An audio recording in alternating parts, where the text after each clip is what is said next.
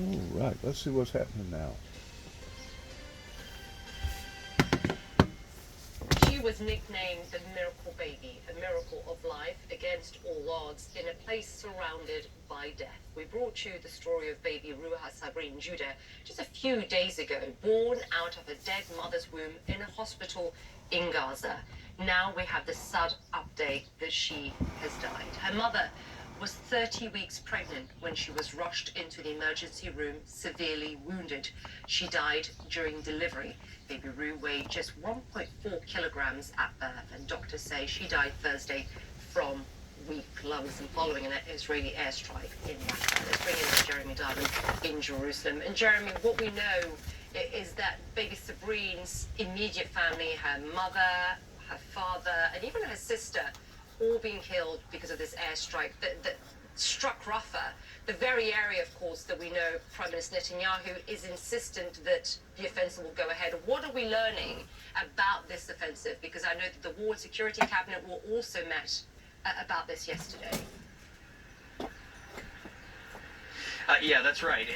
And we don't have any timing details in terms of exactly when this ground offensive could potentially take place. But there's no question that it is the next thing to come in the war in Gaza. And over the course of the last week, Issa, we have heard Israeli military's chief of staff say that he has approved plans for the continuation of the war. We have seen the war cabinet beginning to discuss those plans, and it's not clear yet if a date has actually been set for all of that to begin. And what's really important to note is that amid all of this, there does appear to be a sort of last-ditch effort by the Egyptian government to try and revive what have really been stalled ceasefire and hostage negotiations over the course of the last couple of weeks. An Egyptian delegation, Issa, was in Israel today, meeting with Israeli officials, trying to put together a new framework to be presented to Hamas in the coming days. That would try and bridge the gaps between these two sides, and critically would try and forestall that ground offensive in Rafah. There's no question that the threat of that offensive is looming very large over these negotiations, not only for Hamas, of course, but also for the Egyptian government, which has been really concerned about the prospect of this ground offensive right on its border, the possibility of people flooding into Egypt, something that Israeli officials have said will not happen, but nonetheless a very real concern for the Egyptian government. And so we know that there are major gaps between these two sides that remain. I'm told that there are some novel ideas that are being discussed in this latest round of negotiations, but it's not clear if this will actually work. But certainly this could be the last possible attempt to try and secure a hostage deal, a ceasefire agreement between these two sides. And if it doesn't work, then I think it's very likely that Israel will very soon, whether that's a matter of days or weeks remains unclear, but very soon carry out that ground offensive in Rafah. And do you know from those you've been speaking to, do you know, Jeremy, if the plan would still be to move the civilian population in Rafah, move them north, move them somewhere else? Is that still under consideration? Yeah, there's no question that there will be some kind of evacuation carried out. Whether that evacuation is of the city entirely in one go, in stages, is unclear as of yet, but we have seen signs that they are beginning to put tents up in certain areas west of Khan Yunis. We have also seen, of course, the flow of humanitarian aid increasing to northern Gaza and central Gaza as well, and all of that is very much a part of these preparations for this potential offensive. Yeah, and we've seen, of course, the construction of this pier in Gaza too, as we've heard from the US in the last 24 hours. Jeremy, appreciate it. Thank you very much. Jeremy Diamond for us in Jerusalem this hour. Now, anti-US and anti-Israel rhetoric is ramping up in Iran. But does this mean an escalation in military operations between Iran and Israel? Let's get more on all of this. Joining us now from Tehran is our senior international correspondent, Fred Bleich. And Fred is the only Western reporter on the ground there for us. And Fred, you know, only this week, I think it's important to add this context for our viewers, we heard the Iranian president, Ibrahim Raisi, said that another Israeli attack in Iran will lead to serious consequences. He went on to say, I think we've got the quote here, there will be nothing left of that entity, saying it will lead not only to the consequences, but nothing left of that entity, speaking of Israel. I wonder what the mood then is inside Iran following those kind of tit-for-tat Iranian-Israeli airstrikes. And of course, all this comes, Issa, just a couple of days really after Iran and Israel really jumped off the brink of what could have been a massive conflict here with dire consequences for the entire Middle East. And of course, there is a lot of concern here among regular Iranians about the destabilization that's going on right now in the Middle East and whether or not that could lead to a bigger conflict, not just, of course, between Iran and Israel, but of course also between the U.S. and Israel as well. The Iranians, for their part, of course, have said that they have conducted a strategic shift, as they put it. We heard from the Iranian president that just there, whom you were quoting, saying there will be nothing left with Israel. They say that if there is any sort of strike by Israel, there will be a massive response by the Iranians. And certainly some of the rhetoric that we heard on the ground here today mirrored that as well. Let's have a look. Iran's hardliners flexing their muscles, screaming death to America and death to Israel at Tehran's main Friday prayers. The staunchly conservative prayer. Iran's main Friday prayers. The staunchly conservative prayer leader saying the Islamic Republic will not back down.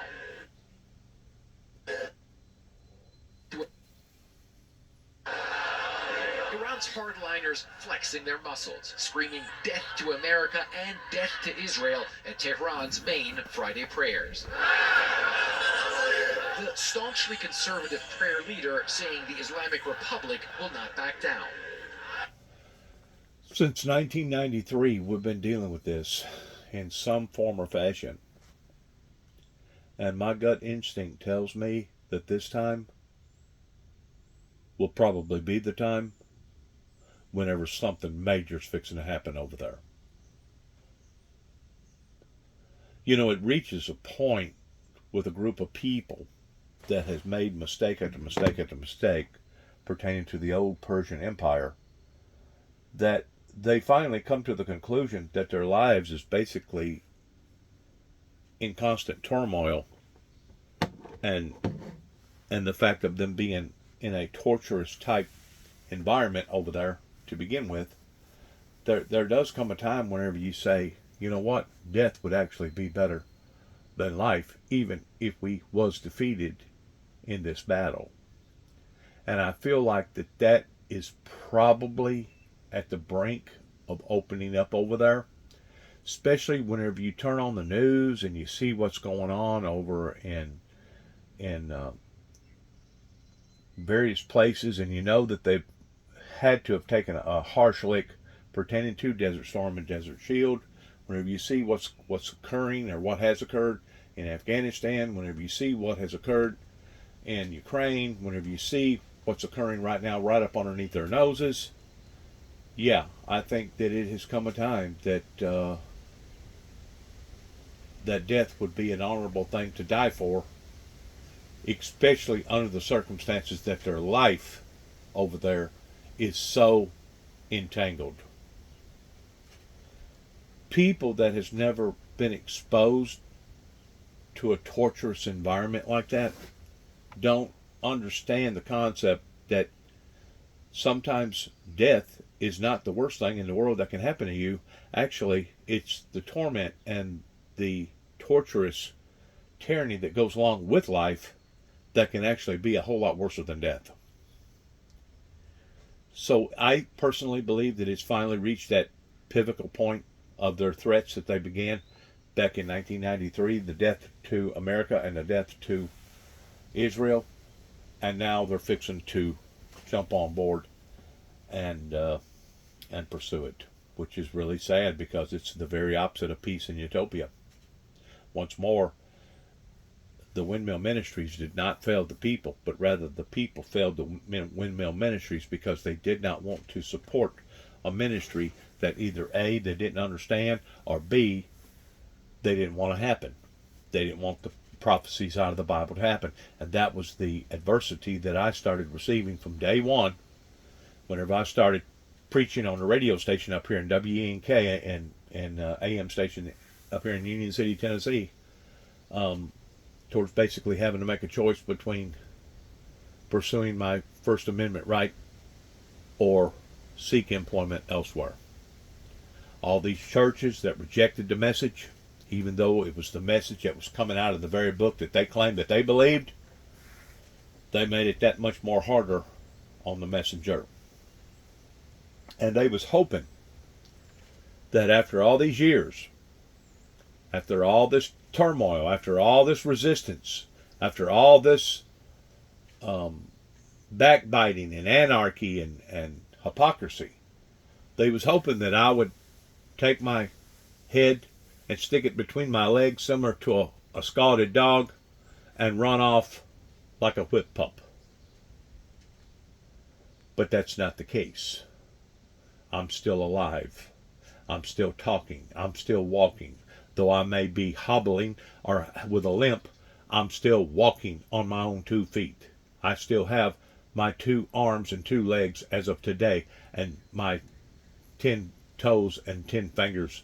I'm still pursuing that in which what God the Father instilled up into my heart and instilled up into my mind for me to do for Him, and not for necessarily humanity, because I'm not a subservient unto humanity in the form of trying to be some sort of a glorious figure that can be either praised or glorified. My duties stand with the Heavenly Father in being the messenger of putting out the message, and I can't help it that the world in general right now is not standing with the messages coming from the messenger. So, there's always consequences, and these are the consequences that they're staring at, because you didn't want to pursue the same ideology, the same indoctrination that I had been putting out to the world now for over 30 plus years. Now you go to plan B, which is basically total war that could lead into annihilation.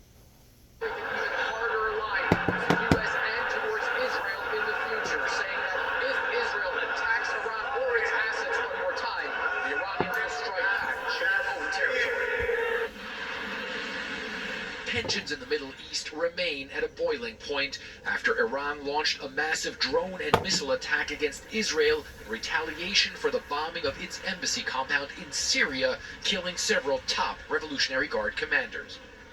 And I'd like to say this for the record, that if it does escalate to that, regardless whether it's socially, economically, politically, or even spiritually pertaining to the churches, you will have no one to blame other than yourselves, because the fault will fall upon the feet of those that could have engaged in supporting the Windmill Ministries missions, but you chose not to. This was a conscious choice that you chose, not just for you, but you chose this for your family. You chose this for your community. You chose this for your country. You chose this for your family.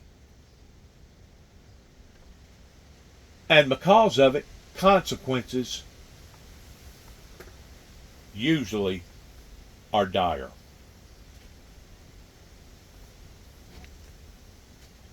And other allies managed to take down most of the Iranian drones and missiles, but Israel then hitting back with a limited strike against an airfield in central Iran. The hardliners flying massive Palestinian flags, ripping into Israel's operation in Gaza and the U.S.'s support for Israel. The message here, Iran is ready for a confrontation. In fact, we are even happy about this man says. We are praying day and night for a second and third attack. And he says, we've had these threats for a long time, but the difference is now the people are strong, the IRGC is strong, and the army is strong, and we have strong tools. And this cleric says, if the Islamic Republic of Iran will have more conflicts in the future, it doesn't mean we are warmongering, we're just reacting to the bullies. But on the streets of Tehran... Now, by him saying that, we are not warmongering. I know a lot of people still want to judge the founder of the Windmill Ministries, especially since I've stood up this last time in using social media towards getting my message even broader and more advanced out into other ears. That a lot of people say, well, he's just stirring up trouble. He's just doing this, or he's just doing that. Well, you can judge me any way you want, but the bottom line is this. just like me revealing some of the material that I revealed just a few days ago pertaining to my great-grandfather, Jeffrey James Jackson, that was basically a justice of the peace in this area that pursued in political affairs towards doing what he was told up until a certain point, until after basically the 1918 and 19 major earthquake in this area, along with the Spanish flu. I may have my numbers off a little bit. And then the stock market falling, collapsing, and of course you got to add World War I into that. That by that time, the people had basically turned on my great grandfather, and he was at the age that he could no longer fight the fight, so he basically went down with the ship. He had done like a lot of people that usually takes advantage of people during strenuous situations like that. You take in every major calamity. I don't care if it's a flood, I don't care if it's a tornado, I don't care if it's a burn that happens out west, or the fires that happen in Hawaii. Every time there is calamity, there's people that come in behind that and take advantage of that situation. And usually their investments turn out to be very, very profitable. It may take a few years, but their investments will be very, very profitable, because now they've went in and they've taken advantage of the public. They've taken advantage of that situation by buying property for half the price, or maybe even a third of the price of what they should have bought it for to begin with. And my great-grandfather didn't do that.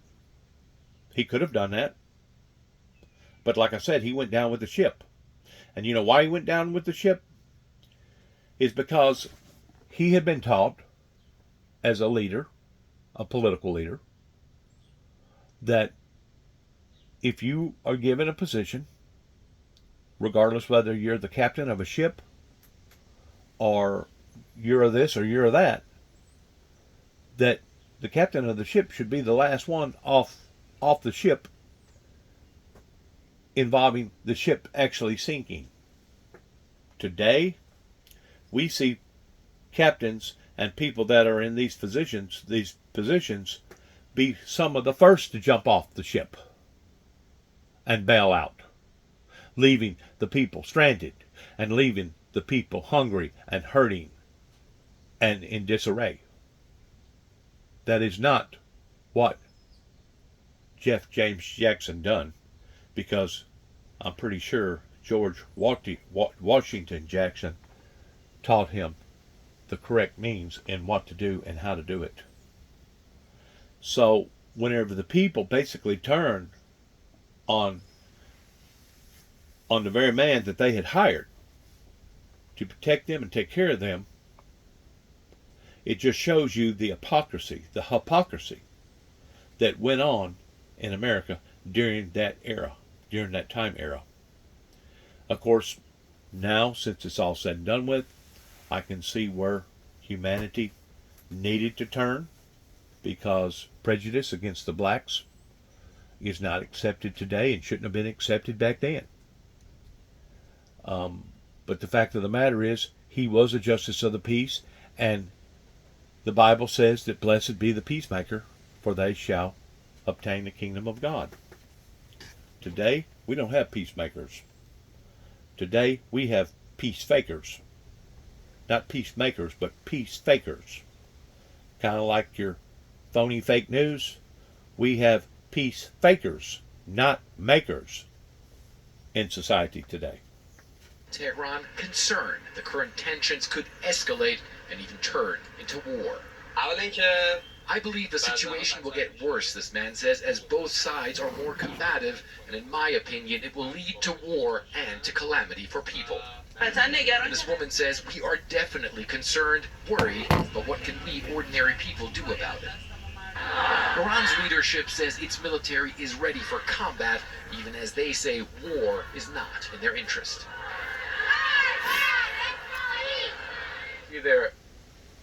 There you can see there, Issa, some pretty tough talk there coming from Iranian hardliners, also, of course, from the Iranian government, the Iranian leadership as well. Nevertheless, a lot of folks that we spoke to on the ground say they do right now have a lot of concern that things here in the Middle East could go very badly. They understand it's a very difficult time also with that conflict still going on there in Gaza. That, of course, also leading to Iranians and the Israelis trading extra barbs as well, Issa. Yeah, strong rhetoric, but also concerns on the streets of Tehran. I wonder whether you got a sense, Fred, or any concerns at all from following off the back of the sanctions that we've seen. We've seen numerous countries imposing sanctions, not just the United States, but also EU sanctions on Iran's, I believe, drone and missile program. What has been a reaction to that? Has it affected Iran at all? No, the sanctions so far have not, at least the new sanctions, haven't affected Iran more than they already are affected. Of course, the sanctions themselves have had a massive effect on Iranian society and also on the Iranian industry, on the Iranian economy as well, have made a lot of things very difficult. These new sanctions, the Iranians, Issa, have so far learned to deal with sanctions. They are masters, if you will, of getting around sanctions and still keeping the economy running. Of course, nevertheless, each and every new sanctions package makes it more difficult for the economy here to function and makes it more difficult, obviously, for the people here as well to have any sort of economic benefits or any sort of economic progress. So that certainly is something that weighs on people. Nevertheless, there's already so many sanctions that Iran is under that right now these new sanctions are not necessarily something that people believe will make the situation even worse than it already is. Nevertheless, there's, of course, a realization here that this country at some point needs to get out of at least some of those sanctions to make sure that economic progress can happen, Lisa. Indeed, Fred Plykin, the only Western reporter on the... All right, let's back up here. Let's go all the way back. Let's go all the way back. There was an interesting news article here about this individual. I guess he's a book writer. And it was amazing the things that he was talking right there. It was amazing the things that he was talking about. He's not. Let's go back. Going back. I want you to listen to this interview of this individual that to me made a whole lot of sense. It may not to you, and if you're a bigot and you're already judgmental, you probably won't even want to listen. You probably won't even want to listen to the conversation to begin with, or the interview to begin with. But to me, it was a very poignant conversation with the interviewist. Please listen. That I like when I said she was the. Let's back up all the way. That I like when I said she was the Suge Avery of R&B. From the bottom of my heart, I meant that as a compliment. Her social media manager or Toni herself did not feel that way. I should probably explain that is the first essay in your latest collection, and it's titled "Please Unblock Me, Toni Braxton." Please unblock me, Miss Toni Braxton. But the essay just sort of goes on to kind of describe your sometimes fraught, shall we say, interactions with other Black celebrities, and you kind of go time after time these celebrities who, you have expressed yourself about, and perhaps you not appreciate it as much as you thought they might. So how did this essay come about? Well, I was warned years ago that some of my biting, as described commentary, might rub some people the wrong way, or as one person put it, you're gonna be in rooms with these people, and probably sooner than you think. You need to tone it down or watch what you say. And I always had that in the back of my mind. Like, I'm aware people can see things on the internet, and people even used to pick at me from the blog era, so I got it. But that was my realization writing that chapter. It's like, oh no, I'm not as toned down as I think. And even if I am also being measured in criticism, we just kind of live in a climate now where criticism is very increasingly not well received, particularly smiling on the line, different headlines, all these things. So I'm acknowledging my commentary, but, in some instances that I recount, people that wanted to adapt my book. I'm like, that's so exciting. And I want to stop right there whenever it comes to positive criticism. It's very difficult in bringing things back into focus, either as a political leader or even a spiritual leader, in not being offensive or stepping on some people's toes, because you're being so out there that they're going to have all kinds of different opinions and all kinds of different judgmental actions about you towards you coming out. And to this day, whenever it comes to, I have not found thy works perfect yet, in the first part of Revelations, go back and do thy first works over again, or else I will come up unto thee, and I will kill her children with death, and all the churches shall know that I am he who scattereth the reins in the hearts of mankind. Whenever it comes to delivering a message such as this, it's the next thing to impossible in not offending people in some form or fashion. Because the very subject matter that I'm teaching on and talking about towards me being the messenger, the very message is a very offensive message. And that's the part that has culminated with my life. I don't even know that I used the right word. That has made my life miserable for the past 30 plus years since I've stepped out with this message. And they have done everything in the world towards trying to provoke me into me basically proving myself wrong and proving them right. But it has taken a tremendous amount of patience to transfer this message properly unto the people. You changed my life. Hey, what's going on? I got the hood. It helped me get some breaks and whatever. All these things, but oh wait, I talked about you. You might actually feel a way about it. What's going on? We got to to my credit. If I'm given the opportunity, I will tell you directly what I say, and we can talk about it. I'm usually respectful. This is a writer. Mom raised me right. I got a slick mouth, but I'm and yeah, hopefully someday I get to tell Tony Braxton I am sorry. You know, this exchange kind of, let's see, in a way, kind of unlocks anything the Michael going on? Arsenault approach, which really. is, you know, you can have fun What's with your people blood and you sugar do been kind of running?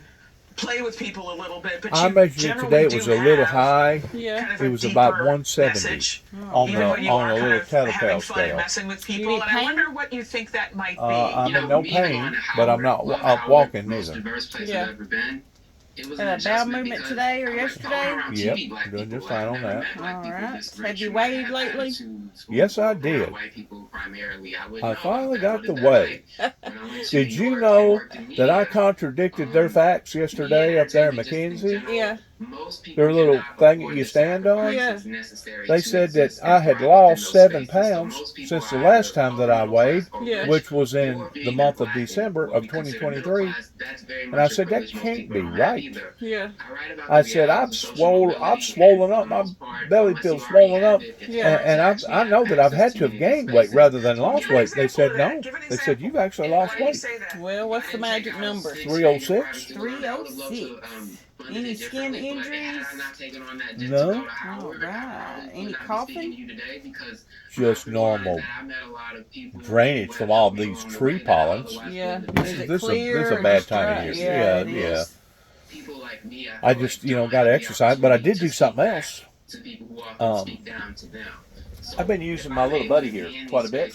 Yeah. Oh, yeah. My little breathing buddy. Yeah. And I think it's helped me. That's good. Because they convinced me up there in the Cavona Hospital when I got operated on, they said, you need to do this. Said, whatever you do not need to get walking pneumonia or pneumonia in the process of you going through what you're going through right now. Yeah, that's good. So I've been doing that. So I went over there yesterday on the other side of the hospital. Daryl, you know Daryl? Where's it at now? What hospital is it at? McKenzie. I used to work at McKenzie Medical. Is that where you went? Yeah, McKenzie Medical. Okay. Daryl, the one that does the breathing stuff for people and sets up their machines and stuff for what is it? COPD. He checked me yesterday because I hadn't been over to that hospital now for past 4 months, all year. and believe it or not, I checked out 6 points better than The what I last time? did the last time. And the last time was phenomenon in how well that I had breathed, was breathing in, breathing out, breathing in, breathing out, holding it, and then breathing out real quick. So I actually beat my last top chart from what it was in December, or whenever you checked me out last year. Yeah. I actually beat that this year. Well, that's good. You showing out, wasn't you? I was. And then So went, what do you? So and you then went just, ahead and made me do a urine test, and went ahead and made me draw blood on me to make sure everything was so. You know, Amy Smith, she's my primary doctor, Yeah. and it's essential for her to know everything that's going on in my life. Yeah. And she does read y'all's facts because she's very aware of what y'all are writing about me and stuff. Yeah. Because I guess it's all in some sort of a doctor memo Yeah. or something. Yep. And she just wanted to be sure. All right. So is that where she is a doctor at McKinsey? McKinsey Medical Oh, Center. okay. You know Yeah. Dr. Collada? If you work over there I for Shirley, you haven't know worked there Collada. in 14 years. Yeah, since I first become a nurse, I Dr. started Collada there. may not even been there. Yeah. He may not even been there at that time, you know what? Yeah. And then I transferred to Dresden. Dr. Terry Collada. They had a I'm surprised you don't clinic. know. I'm surprised you don't recognize that That's been name. a long time ago. 14 years. And you went to Dresden? Yeah, well, I worked at McKinsey some. I trained there, and then I'd work there sometimes in pediatrics on the weekend. I got you. But then I worked in Dresden. I worked for those, what do you call it, PAs, physician assistants. Yeah, They yeah, had yeah. a bunch of those there. Yeah. So you basically finished up your training there Yep. before you actually started working with the public. Yep. Would have been, Yep. you know, the first, Good training? Yeah, you know, yeah, LGBT yeah. That's a president big that we know place. of, right? Yeah. At McKinsey You see, it's just not Medical. enough. Yeah. No, Oh, and yeah. I mean, Yeah. frankly, the Democratic any Party new thinks appointments? just necessarily having representation or having someone that looks I've like got an more of a appointment for public the is MRI. enough. It's not. You need actual policies 516? that speak to working class 516? people who are drowning under this. But I And may you have need to to be change more that frank because and direct I've got an about when those appointment needs aren't of being going met. A lot of up people are to Paris apathetic Landing and and feel doing my left little out camping and are retreat tuning thing out. up there. Not And we everybody was going to is hit it wrong, this time a and week not before everything can be blamed on the Memorial. fault of the voter. So I'm going to have to There are so look at many my people who don't Yeah. participate in my that process because they feel like it calendar doesn't and see if speak to them. that's At what point going to do hit you it either at a change bad your time or charge not. reach down, Yeah. How's your or do son? you Is he just all feel like right? wagging your finger is going to do something? You're going to wag your I finger know you under told me he a was in the boss. hospital or something the Also, last He's- time. representation. He's sore. The Republican Yeah. Party has just as I mean, many, whenever if you not have a more, hernia operation, it's more going to variety. it's just gonna they put all you stick to a down. very Yeah. specific Did it bother him a ideology. lot? That's why he had to have the Oh yeah, surgery. he went down. That's why a Yeah. lot He of went people down. He grabbed a hold of finding something themselves and, being, and you know, strained on it too ultimately hard. caught into right-wing ideology And by the popped ones something they or directly Oh, target. done something. He also messed up his knee. They operated on his knee first, and then they operated on the hernia thing about a week later. Oh my goodness, 2 surgeries back to And back. well, he's got 2 others scheduled. He's got one on his nose because he likes to fight. Somebody broke his nose and his nose is all shifted. Oh, dang. And something else he was going to get operated on. He said he needed to go ahead and do it all at one time. He said he's already met his deductible. His deductible was something like $4,000. Which ones?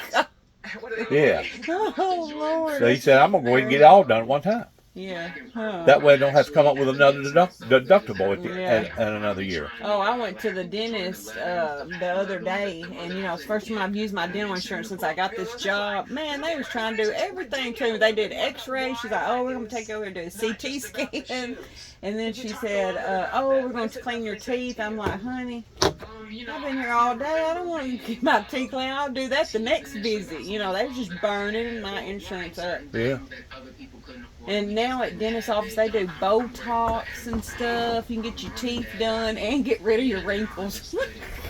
Ain't that crazy? I didn't know that. I didn't either. This was like some new dentist in Dyersburg. Mine retired my dentist, and then my mom died, so I've been slacking on the dental care. What do you think? What do you think about the thing where they drill up into your up here in the top part or the bottom part, and they put those they're not partials or something else. Implants? Implants. Yeah, that's what I'm getting. What do you think about that? I'm sort of scared. He said that he would, this tooth right here at the bottom, I chipped the back of it, so he said it's not fixable. So he said when they pull it, that they put bone graft in it and pack it down with the screw, and then it's going to grow together for 4 months, and then they pop the tooth on it. And I'm like, you know, it's right there in the front. I said, do I get a flipper or something, you know, so I won't walk around and be snaggletooth in front of my Right. patients? Right.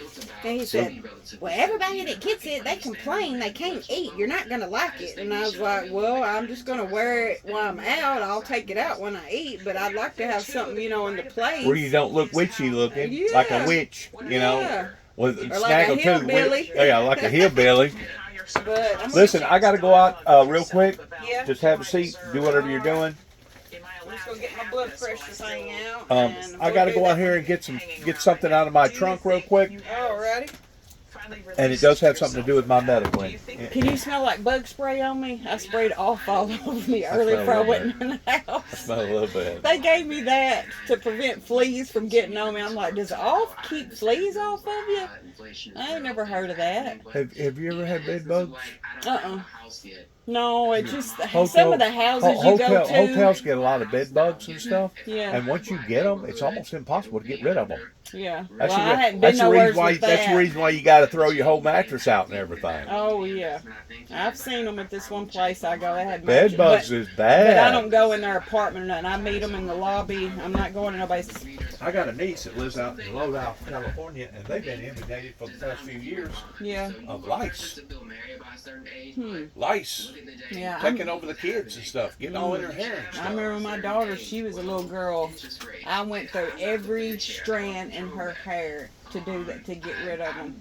But that was when she was like 6. Now she's 28, so I ain't got to worry about that crap no How more. does that stuff get started? They like clean hair, supposedly. Good grief. Let me go out here real quick and get this. Oh, righty. This has got to do with my leg. Okay. And I don't necessarily, I know for a fact now there's no such thing as good debt, particularly not with student loans, because ultimately people are not being paid enough to keep up with the cost of living.